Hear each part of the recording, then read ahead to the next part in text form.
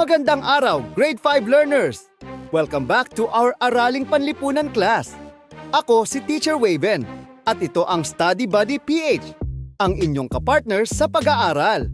At ngayon, samahan ninyo ako sa isang makulay na paglalakbay sa ating nakaraan.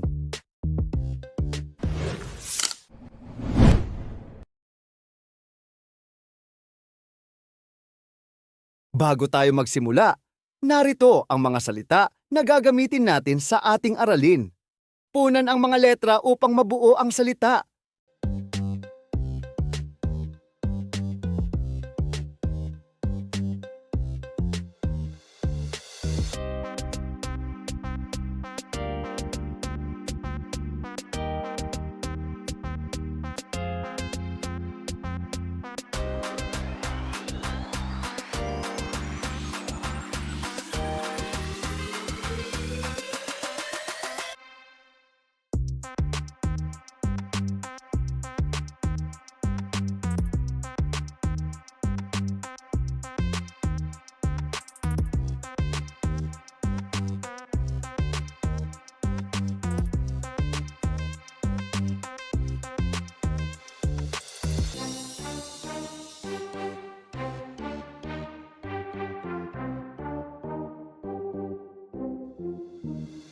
Ang ating aralin ngayong linggo ay tungkol sa teknolohiya at kalakalan ng sinaunang Pilipino. Handa na ba kayo? Tara, simulan natin!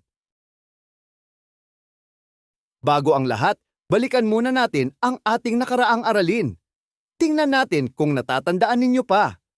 Iguhit ang masayang mukha kung wasto, ang pahayag, at malungkot na mukha kung mali.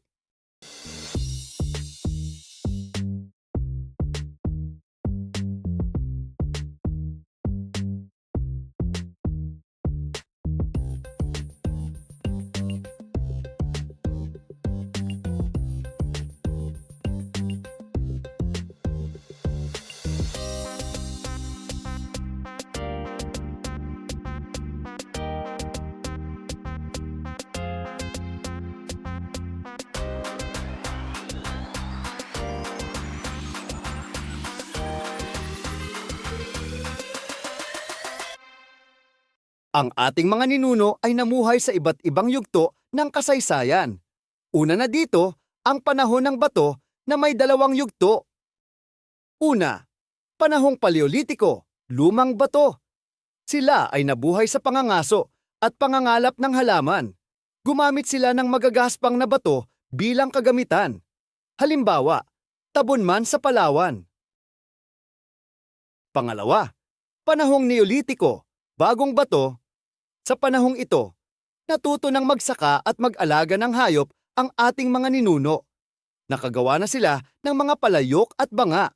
Pinakinis na rin nila ang bato para mas maging kapaki-pakinabang sa araw-araw. Pagkatapos nito, dumating ang panahon ng metal. Dito, natuklasan ang tanso at bronze. Gumawa ng sibat, kutsilyo, bolo, itak, espada at palamuti. Sa maagang panahon ng metal, natagpuan ang mga armas sa Palawan, Masbate, Bulacan.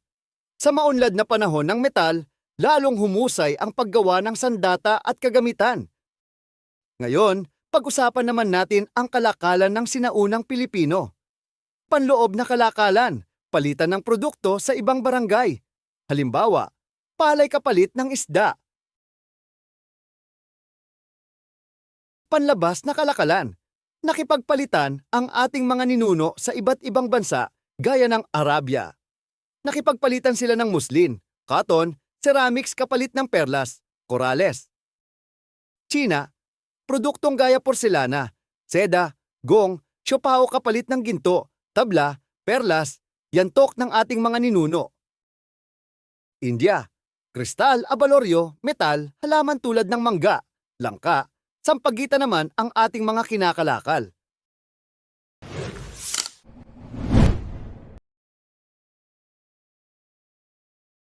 Ngayon naman, isulat sa inyong notebook ang sagot sa mga tanong na ito. Ano ang pinakamahalagang imbensyon o teknolohiya ng sinaunang Pilipino? Bakit? Kung ikaw ay isa sa mga sinaunang Pilipino, Anong produkto ang nais mong ipagpalit sa kalakalan? Bakit?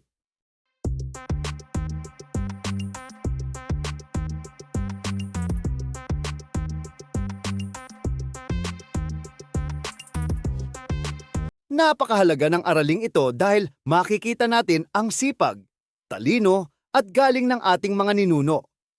Sana ay mas lalo niyong mahalin at pahalagahan ang ating kultura at kasaysayan.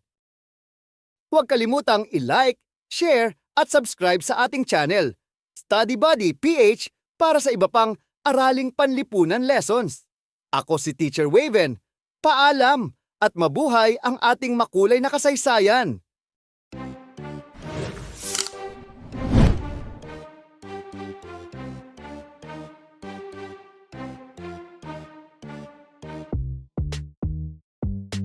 Ngayon sa gabay ng iyong guro, gawin ang mga sumusunod na gawain.